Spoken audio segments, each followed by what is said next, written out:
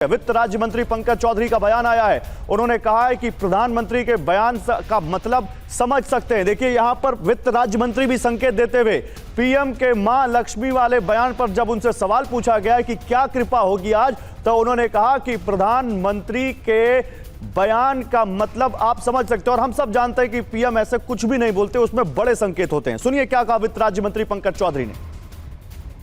अभी 12 बजे तक सारा चीजें आप लोग के सामने आ जाएंगी। सर, बजट को लेकर आप लोगों की काफी लंबी मीटिंग्स वगैरह भी हुई है, बहुत सारी तैयारी है। क्या आम जनता के लिए क्या कुछ नया होने वाला है? क्या ध्यान रखिए, 12 बजे तक सब खबर आपको मिल जाएगी।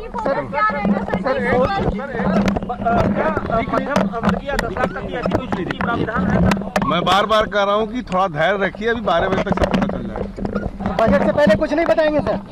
अभी पता चलेगा सब आपको। किसानों के लिए क्या कुछ? कल प्रधानमंत्री जी ने ट्वीट किया कि लक्ष्मी माँ का आशीर्वाद होगा, उस पर क्या प्रधानमंत्री जी ने किया तो उसका मतलब आप खुद निकाला। तो हमारे संवाददाता भी इस वक्त जमीन पर उतर चुके हैं। सुबह से आपको बजट पर हो रही हलचल की एक एक खबर बताने के लिए, एक एक तस्वीर दिखाने के लिए पीयूष पांडे हमारे साथ जुड़ रहे हैं वित्त मंत्रालय से, और हमारे साथ जुड़ रहे हैं रजनीश इस वक्त वित्त राज्य मंत्री पंकज चौधरी के घर से। सबसे पहले पीयूष के पास चलते हैं। पीयूष, सब यही इंतजार कर रहे हैं कि मां लक्ष्मी की कौन सी कृपा होने वाली है आज। बताइए क्या मिल रहे हैं आपको इस वक्त, सोर्सेज से जानकारी क्या मिल रही है? बिल्कुल, देखिए पीएम ने जिस तरह के संकेत दिए हैं उससे ये स्पष्ट है कि जो मिडिल क्लास है और गरीब है उसको किसी न किसी तरीके से राहत दी जाएगी। मिडिल क्लास को राहत देने का एक ही तरीका है और वो तरीका ये है कि टैक्सेशन में छूट दी जाए। चूंकि महंगाई का जो दर है और जो स्तर है उसको अगर किसी तरह से खपत में और डिमांड को बढ़ाने के लिए लाना है तो ऐसी स्थिति में डायरेक्ट टैक्सेशन में छूट प्रदान की जा सकती है। और इसके अलावा जो टैक्स स्लैब्स हैं उनमें कहीं ना कहीं फेरबदल किया जाएगा।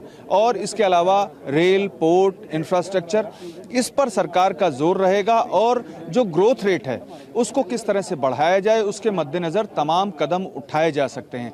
एक अहम बात यह भी है कि जो धनाढ्य लोग हैं उनको इस बार बड़ी राहत जो संकेत मिलने चाहिए थे वो नहीं मिल रहे हैं। लेकिन आप वैश्विक दबाव को अगर देखें तो सरकार के पास कहीं भी ये जगह नहीं है कि वो बड़े कॉरपोरेट हाउसेस को किसी भी तरह की कोई छूट प्रदान कर सके।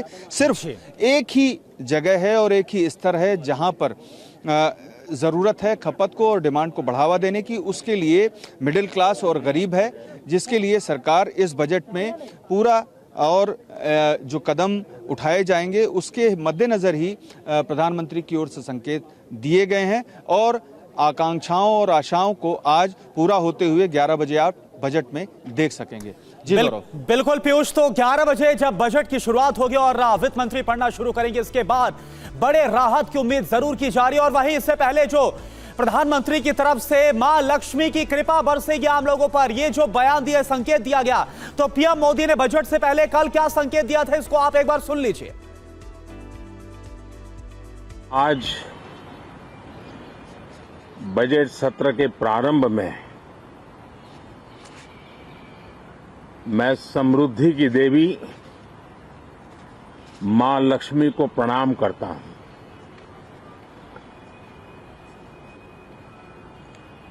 और ऐसे अवसर पर सदियों से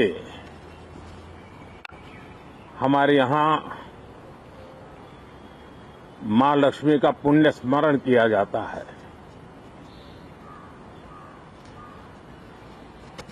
सिद्धि बुद्धि प्रदे देवी, सिद्धि बुद्धि प्रदे देवी, भुक्ति मुक्ति प्रदायिनी,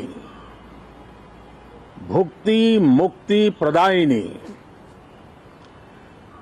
मंत्र मूर्ते सदा देवी, मंत्र मूर्ते सदा देवी, महालक्ष्मी नमोस्तुते, महालक्ष्मी नमोस्तुते। मां लक्ष्मी हमें सिद्धि और विवेक देती है, समृद्धि और कल्याण भी देती है।